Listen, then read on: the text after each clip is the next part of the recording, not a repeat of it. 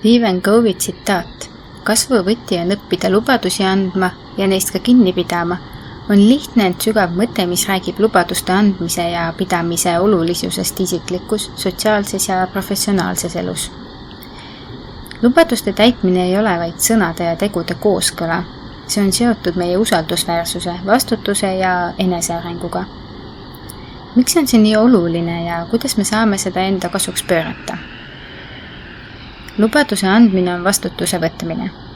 Kui ütleme välja, et teeme midagi, seome end selle teoga.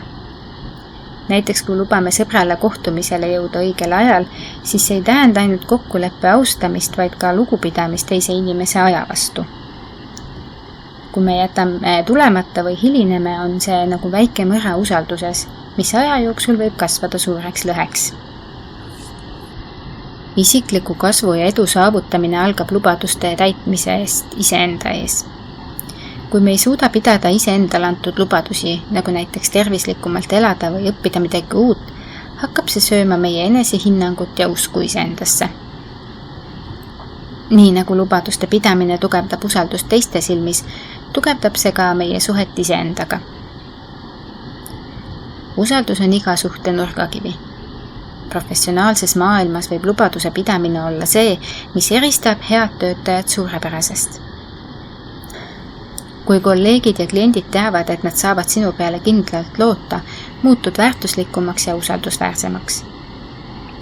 Kui ülemus annab sulle tähtsa ülesande ja sa täidad selle ootuste kohaselt või isegi ületad neid, avaneb sulle rohkem võimalusi ja väljakutseid. Samuti on olulised väikesed igapäevased lubadused. Näiteks, kui juht lubab oma meeskonnale tagasisidet anda või töötaja lubab projekti tähtajaks valmis saada, loovad need tegevused üksteise mõistmist ja koostöövalmidust. Kui lubadusi ei täideta, tekib frustratsioon ja motivatsioon langeb, kuid vastupidine loob töökoha, kus kõik tunnevad end toetatuna. Kuidas lubadusi pidada?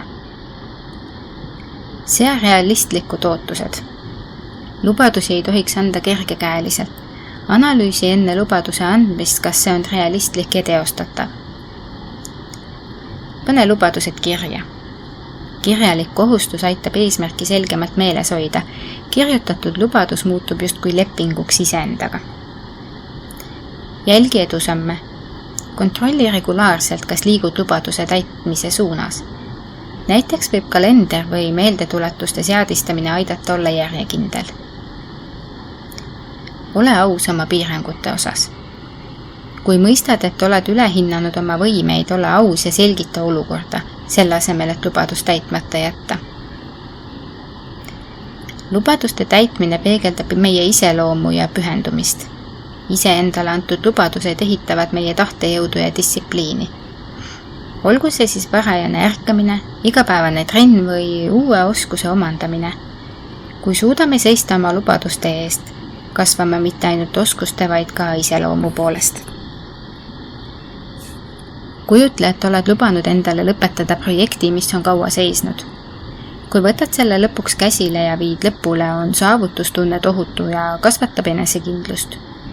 Iga täidetud lubadus, olgu suur või väike, tõstab meid sammhaaval kõrgemale ja aitab meil saada paremaks versiooniks iseendast. Kokkuvõtteks. Stephen Covey tsitaat: kasvuvõti on õppida lubadusi andma ja neist ka kinni pidama, tuletab meelde, et lubaduste pidamine on edu alus. See ei ole vaid teistele tehtud teene, vaid sügav sisemine protsess, mis kujundab meie enesekindlust, usaldusväärsust ja suhteid. Kasv algab lubadustest ja kasv muutub võimalikuks nende täitmise kaudu. Astu esimene samm, anna lubadus ja pea sellest kinni. Ning vaata siis, kuidas see muudab sind ja sinu elu. Aitäh ja peatse kuulmiseni!